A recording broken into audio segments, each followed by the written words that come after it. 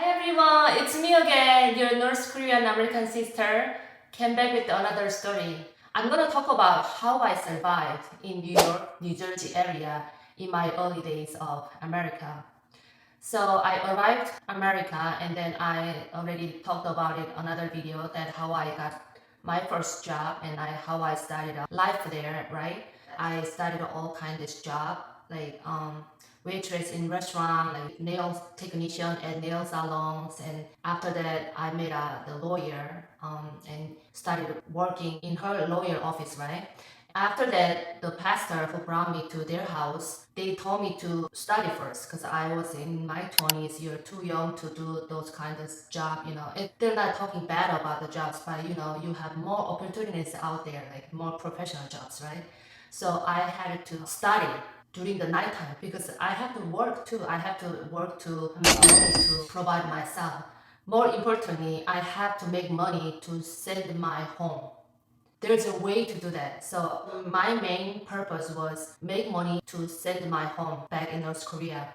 Otherwise, I can't sleep, I can't eat, because I constantly think about my family in there. You know that I know that how they are suffering and how they live poorly. I can't stop thinking about it. So when I eating some good food like in front of me, I couldn't even swallow it because I thought about my family. I made some money. I saved like a $40,000. I found a way right away to send to my mom in North Korea. Um, right now, my mom passed away, so I can freely talk about it after 20 years. So I got to talk to my mom on the phone. It was 10 minutes after like 4 years, something, for the first time. I still remember the first moment I heard her voice and I recognized right away it's my mom's voice. And then my mom recognized me right there too. And then we were like crying. But the broker, he was insisted us to talk fast in 10 minutes, right? Because they're in danger. Because they trapping the signals. They driving cars around that area, the border side area, and then they track the signal and then get the location and then just find it. While my mom was on the phone, she was on the motorcycle and they keep moving. And I think it seems like they're moving moving around some mountainside. So like I could barely hear, and then the signal was like on and off, on and off. It was hard. I still could manage hearing from her, and then she can hear me like mom, mom, like that. And then she was asking where I was. I told her I was in still China because I didn't want her to be shocked.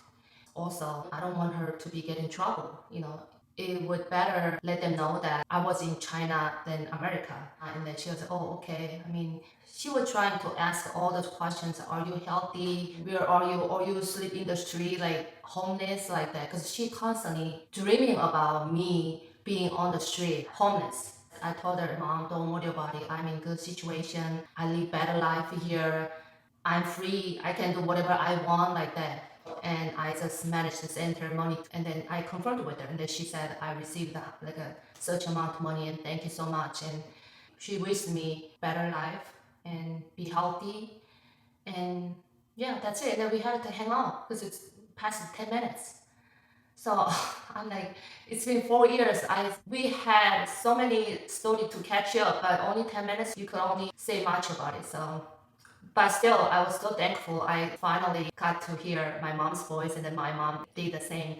So we're so happy. And then after that, I got so released. My mind, like I got released, like a huge, like a heavy something, like a rocks in my mind that it totally dropped, and I got so lighter. And then from there, I could enjoy my life.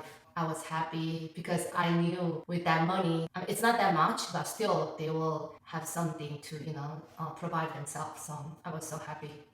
Also, I have to work very hard to send money to them. I gotta keep sending money to them because that money won't last longer. Because I can't send a big chunk of amount of money to them too. Because those brokers, they helped me carry money and convey to them, right? But who knows? Some of them disappear the middle of the way. So and then we can't find them. We only just talk to them on the phone. We don't know where they are. And if they disappear, that's it. It's done. So we just have to practice like a little by little because I don't know them, right? Yes, many of them, they got scammed. The money never sent to their family. It's so sad. And So I have to work very hard to keep sending money to the North Korea. And also I have to provide myself, New York, the living cost is most expensive. Most importantly, I have to make money to go to college.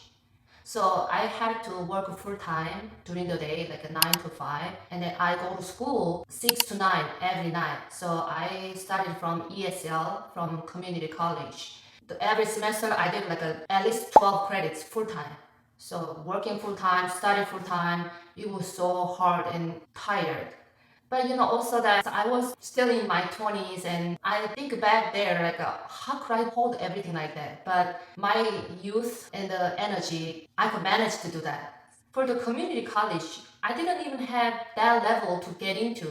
So they tested me, and I knew nothing about English, even alphabet, like A, B, C, G, L, like that. So they're like, oh, you can, for this level, you can get into the class, you can catch up. So I had to study myself, and I bought some books, and I mean, without community college, I mean, I can afford the other private tutors and lessons. I couldn't do that. So you know what, I was just do by myself, and then I studied it from there, and then I constantly watch the American news, the dramas and movies.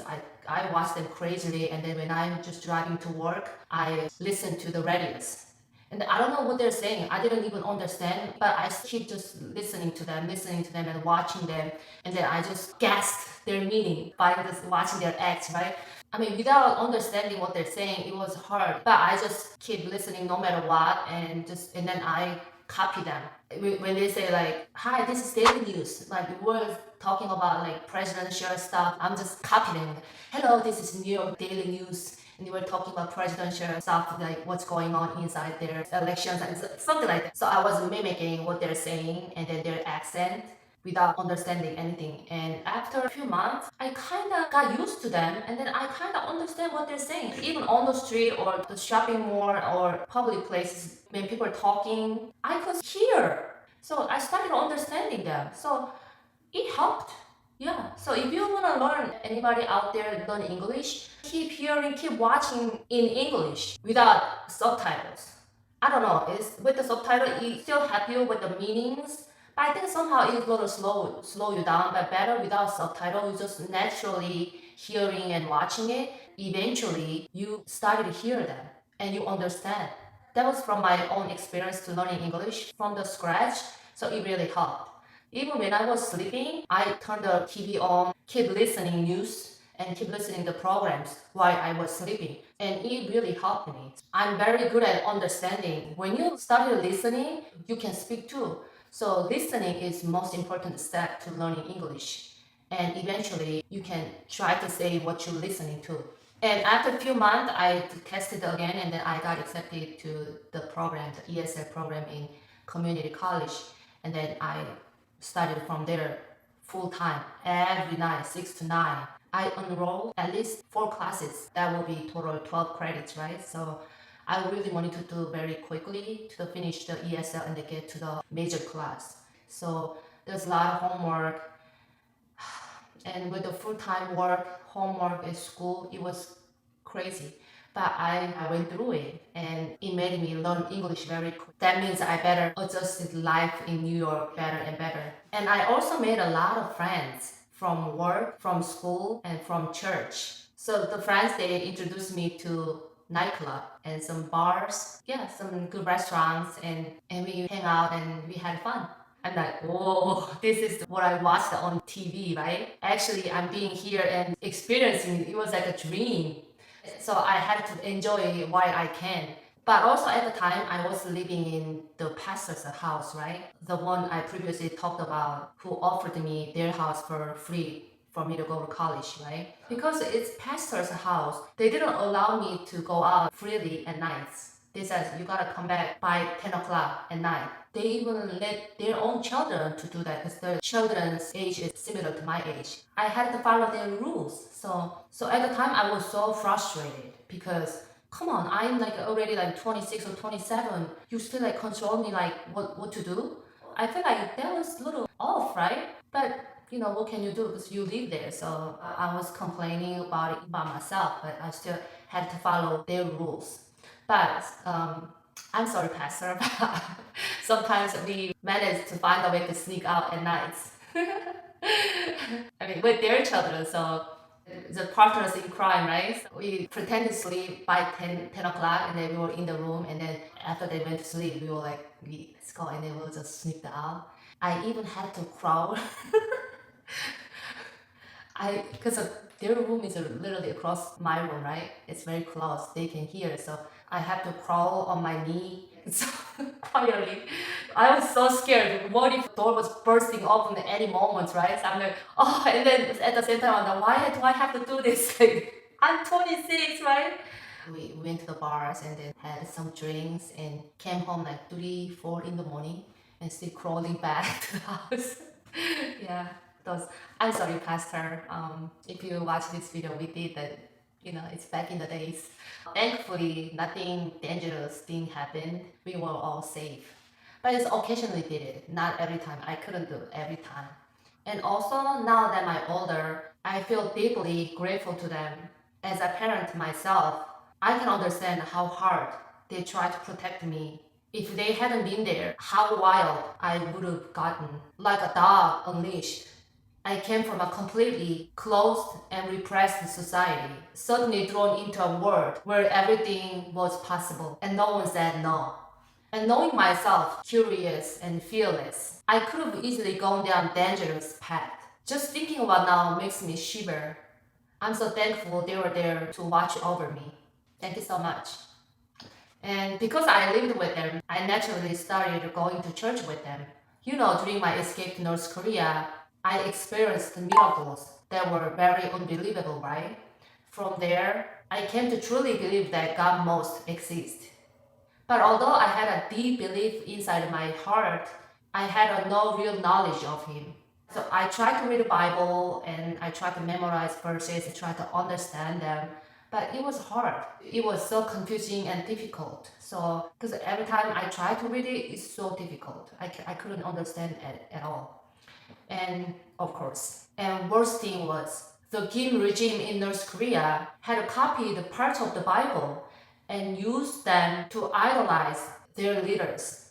Even some worship songs sounded similar to the ones we had sung to glorify Kim Il Sung or Kim Jong Il. So when I saw the similarities in church, I felt uneasy. The betrayal and shock that I experienced when I realized everything I had brainwashed to believe was a lie. It shook my whole sense of truth. I couldn't tell anymore what was real, what was false. The emptiness of having everything I ever believed in disappear. That confusion made it hard to trust anything again. If I hadn't personally experienced them miracles, I don't think I could ever find faith again. So even though reading Bible and going to church was very hard, I held on out of loyalty because God was the one who saved me and given me a new life. So through that, I kept going to church and make a lot of church friends. So eventually, I began to embrace more of my French culture.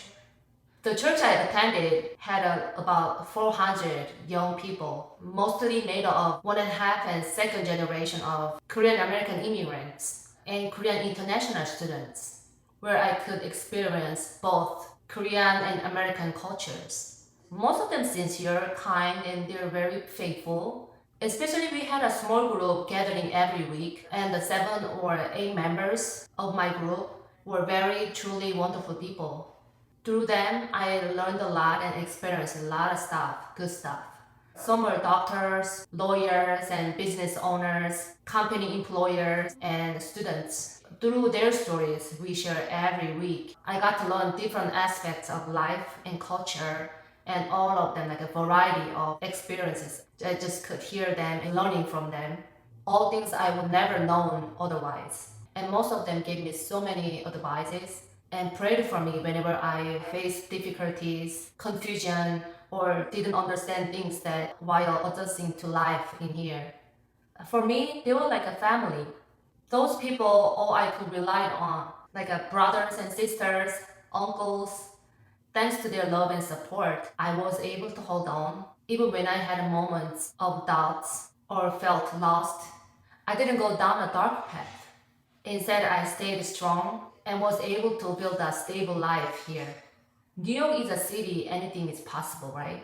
There's so much opportunities, but just as many dangers and temptations. And yet, in my 20s, all alone without family, I was still able to live upright and grounded. That's all because of the community that held me, prayed for me, and helped me stay on the right path. Otherwise, who knows where I ended.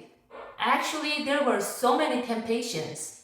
For example, in my school, those are night classes, right? So after class, one of the classmates approached me, and then she was like a Latin American, right? And then she was beautiful, and then she approached me, and then, hey, what are you doing after class? I said, oh, nothing, go home, do some homework. And then she goes like, hey, we're gonna have a party after this. You wanna come with us? So I'm like, what are you guys doing? And then she goes like, we're just hanging out and smoking some pots. And then I'm like, smoking what? And they said, smoking pots. I'm like, I was thinking like, why are they smoking pots? You know, they don't have anything put in the pot. Why they have to smoking the pots? They're like a North Korea. They don't have anything put it in there. And they just because they're hungry, they're just smoking just because they're craving for food, but they don't have food, so they're just smoking the pot smell. What is that? That was my thinking, right? I'm like, oh no, no, thank you. But I later on I realized that that's not really like smoking the really smoky pots, right? Yeah. So like I want to go. What is smoking pots? But I said no. I have to go, and I have work tomorrow. It seems like they don't have work tomorrow. But remember, I had to work full time, so I'd like to take this moment to express my deepest gratitude to the pastor and the pastor's family, who became like my own family, and to my next small group, who became my brothers and sisters and mentors during that time in my life. Even now, I still meet the pastor and his wife and the family almost every year. And although I don't get to see the group members often because they live far away, we stay connected through SNS. So we still checking each other and just support each other. Our bond is still warm and familiar, like true family. Back then, I was so young and immature. I didn't fully understand the depth of what they did for me. But as the years passed, I remembered it all more clearly, and my gratitude even grows deeper. I truly believe that God used them to protect me during one of the most vulnerable times in my life. Thank you so much for watching today's video, and I will come back with more videos. And next video, I'm gonna talk about how I met my husband and how I got married, and then how I built my life from there. Trust me, I went through a lot of drama, even here and after marriage too. So stay tuned. Thank you so much. Bye.